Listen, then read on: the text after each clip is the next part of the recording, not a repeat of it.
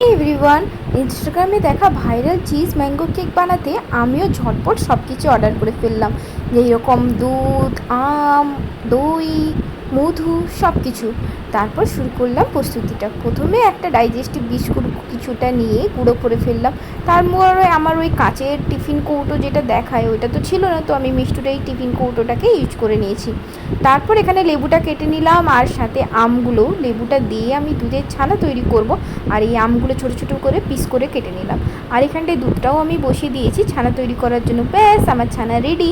আর এইদিকে এই বাকি আমগুলোকে আমি একটুখানি পিউরি করে নেব।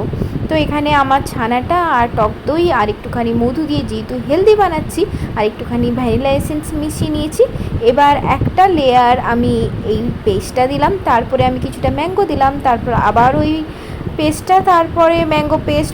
ব্যাস, এবার আমি তো মনে করলাম যে আমার ম্যাঙ্গো চিজ কেক একদম রেডি, কিন্তু আনফর্চুনেটলি সেটা হয়নি। আর এখানটায় আমার কিছুটা ম্যাঙ্গো, দই, সাথে বিস্কুট গুঁড়ো কিছু একটা তো হয়েছিল, যেটা খেতে টেস্টি তো লাগছিল, বাট ম্যাঙ্গো চিজ কেক আর আমার হলো না।